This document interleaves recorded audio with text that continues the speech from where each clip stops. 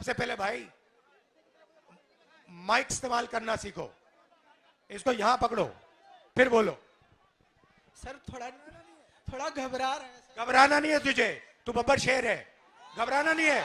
दोस्तों, यह एक राहुल गांधी का दमदार भाषण है जिसमें कि वह एक युवक को हाथ में माइक देते हुए कहते हैं कि आप डरो मत, आप बब्बर शेर हो, खुल कर बोलो। बहुत ही जबरदस्त भाषण है, तो वीडियो को लास्ट तक जरूर देखिए।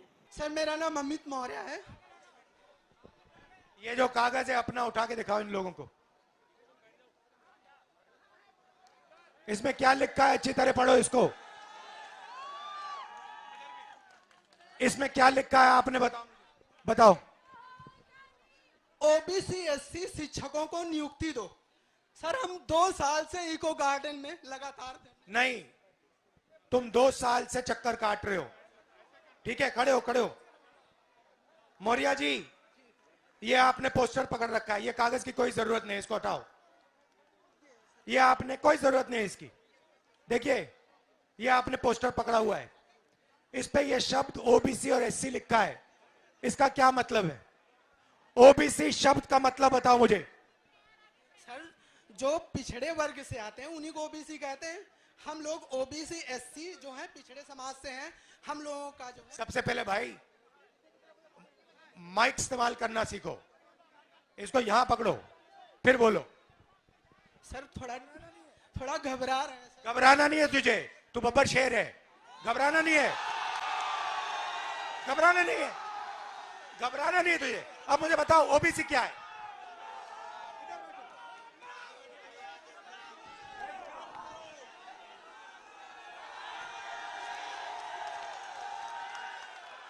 बताओ ओबीसी क्या, बताओ। आपको नहीं घबराना, ओबीसी क्या है मुझे बताओ।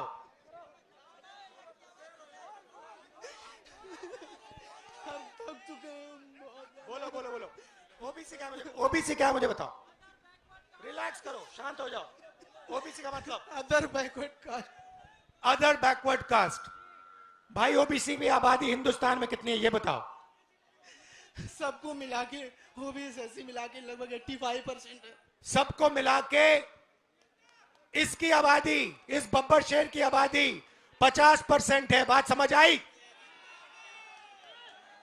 इसकी आबादी 50% है। ये कागज फिर से दिखाओ मुझे। नहीं, दूसरा वाला, नीला वाला। ये पकड़ो, इस पे दूसरा शब्द क्या लिखा है? ये क्या लिखा है? एससी। जोर से। SC schedule caste. Schedule caste की आबादी कितनी? वो भी 15%। क्या 15%? 50 और 15 कितना? 75 65 65। 8% आदिवासियों की है। 65 और 8 कितना हुआ? बोलो। 72। तो ये सुनो, इसकी आबादी 73% है। ये पोस्टर लिए घूम रहा है और ये रो रहा है। ये क्यों रो रहा है?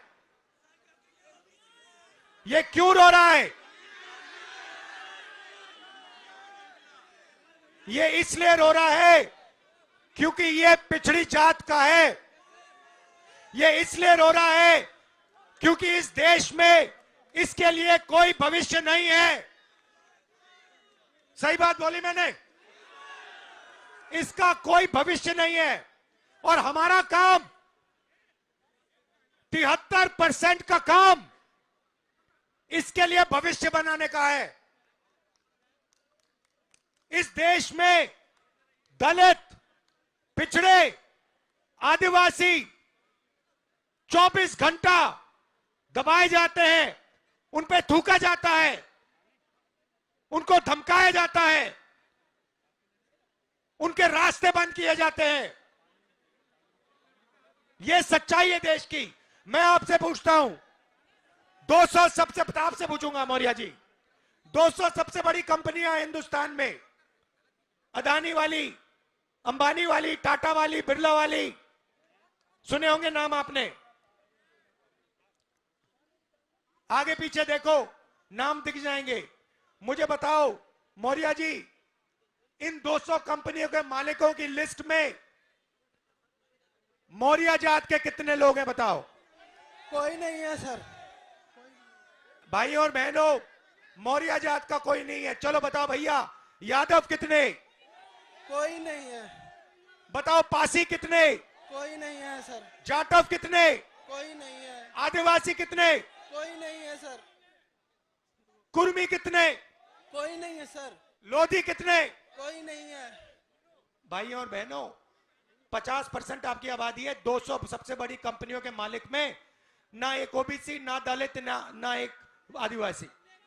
अब मौर्य जी मुझे कहेंगे देखो भैया, मैं मालिक नहीं बनना चाहता, मैं तो मैनेजमेंट में जाना चाहता हूं। तो बताओ मौर्य जी, 200 सबसे बड़ी कंपनियों के सीनियर मैनेजमेंट में आपके कितने लोग? कोई नहीं है सर। जोर से बोलो। कोई नहीं है। कोई नहीं है। तो मैनेजमेंट में कोई नहीं, मालिकों में कोई नहीं। 73% आबादी का हिंदुस्तान की सबसे बड़ी 200 कंपनियों में कोई नहीं। अब भैया मौर्य जी बताओ, प्राइवेट अस्पतालों के मालिकों में से मौर्य कितने? मुझे किसी का पता नहीं है मौर्य। कोई नहीं, मैंने लिस्ट निकाली है, कोई नहीं। अब बताओ, प्राइवेट यूनिवर्सिटी कॉलेजेस के मालिक में 73% के कितने? कोई भी नहीं। अच्छा बताओ, हाई कोर्ट में 650 हाई कोर्ट जज हैं, उनमें से बता दो मौर्य कितने? एक भी नहीं है। मुझे बताओ मौर्य जी, ये मीडिया वाले चक्कर काट रहे हैं, इनके मालिकों में से मौर्य कितने? कोई भी नहीं है। ओबीसी कितने? कोई भी नहीं है। दलित कितने? कोई भी नहीं है। पिछड़े कितने? कोई भी नहीं है। अब बताओ, मीडिया में कोई नहीं, सबसे बड़ी कंपनियों में कोई नहीं, तुम कोर्ट्स में कोई नहीं, तो मौर्य जी तेरे आदमी हैं कहां? कहीं नहीं है सर। तेरे आदमी मजदूरी करने देश में। मनरेगा की लिस्ट निकालो, ओबीसी दिखेंगे, दलित दिखेंगे, आदिवासी दिखेंगे। कॉन्ट्रैक्ट लेबर की लिस्ट निकालो, ओबीसी दिखेंगे, आदिवासी दिखेंगे, दलित निकलेंगे। अब सुनो, अब मैं आपको बताता हूं, तुम लोग ये कागज लिए बैठे हो ना, पेपर लीक वाले, हेलो जरा, आनंद मौर्य, मौर्य जी बैठे रहो। मौर्य नीचे नहीं बैठना, ऊपर बैठना है। अब मौर्य जी, अब मैं आपको बताता हूं ये पेपर लीक में क्या हो रहा है। बात समझनी है आप लोगों को? समझनी है? अब 73% ने, 73% कौन है? दलित, आदिवासी, पिछड़े।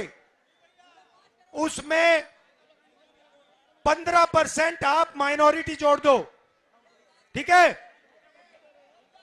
सिख, मुस्लिम, ईसाई, ये सब जोड़ दो, और 4-5% गरीब जनरल कास्ट के जोड़ दो, ठीक है? तकरीबन हिंदुस्तान की 90% आबादी। अब ये क्या करते हैं, इनको सबसे पहले एक झूठ बताया जाता है। छोटे छोटे बच्चे पैदा होते हैं, इतने बड़े, उनको कहा जाता है बेटा तू अगर पढ़ाई करेगा, आजा बेटा तू अगर पढ़ाई करेगा, आईएएस में, आईपीएस में, रेलवे में, इधर उधर नौकरी मिलेगी। ठहर जाओ ठहर जाओ ठहर जाओ ठहर जाओ, सुनो। उसको कहा जाता है, इतने बड़े बच्चे को कहा जाता है बेटा तू पढ़ ले, तेरे बाप के जेब में से 5-6 लाख रुपए निकालकर प्राइवेट कॉलेज में डाल दे, प्राइवेट यूनिवर्सिटी में डाल दे, कोचिंग सेंटर में डाल दे, और फिर तुझे आईएएस, आईपीएस, वो देखो बीजेपी वाले झंडा उठाएं, हेलो हेलो,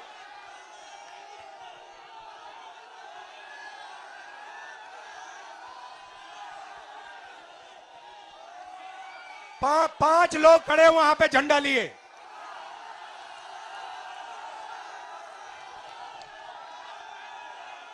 वो देखो झंडा भी डाउन कर दिया। तो उनको कहा जाता है बेटा बड़े होके आईएएस में जाओगे, पुलिस में जाओगे, इधर उधर जाओगे।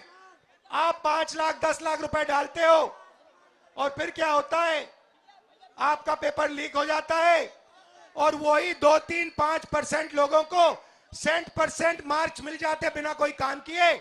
आप देखते रह जाते हो। भाई और बहनों, आप पिछड़े हो, आप दलित हो, आदिवासी हो, आपका काम सड़कों पे लिए ऐसे पोस्टर लिए घूमने का है। ये आपका काम है। आपका इस देश में और कोई काम नहीं बचा। ये आपका भविष्य। मैं वाराणसी गया, वाराणसी में देखा मैंने, रात को बाजा बज रहा है, ठहर जा, बाजा बज रहा है, वहां पे शराब पिए सड़क पे लेटते हुए बाजा बज रहा है। यूपी का भविष्य रात को शराब पिए नाच रहा है, डांस कर रहा है नशे में। दूसरी तरफ राम मंदिर खुलता है, राम मंदिर में आपको नरेंद्र मोदी दिखेगा, आपको अंबानी दिखेगा, आपको अदानी दिखेगा, आपको हिंदुस्तान के सबसे अरबपति दिखेंगे। आपको एक पिछड़ा नहीं दिखेगा, आपको एक दलित नहीं दिखेगा, आपको एक आदिवासी नहीं दिखेगा। क्यों नहीं? ये वो आपकी जगह नहीं भाई और बहनों। आपकी जगह सड़कों पे भीख मांगने की है।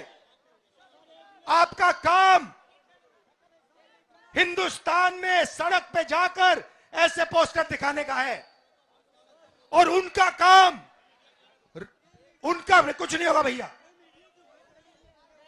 उनका काम पैसा गिनने का है।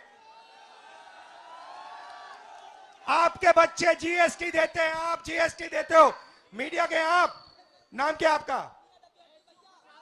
हाँ, आप शिव प्रसाद जी हैं। आपके मालिक का क्या नाम है? आपके मालिक का क्या नाम है? क्या नाम है? नाम बताओ, नाम बताओ। ओए मारो मत यार, मारो मत उसको, मारना नहीं है, मारना नहीं है। नाम बताओ उसका। वो ओबीसी है? नहीं। वो दलित है? नहीं। वो आदिवासी है? नहीं। अरबपति है वो।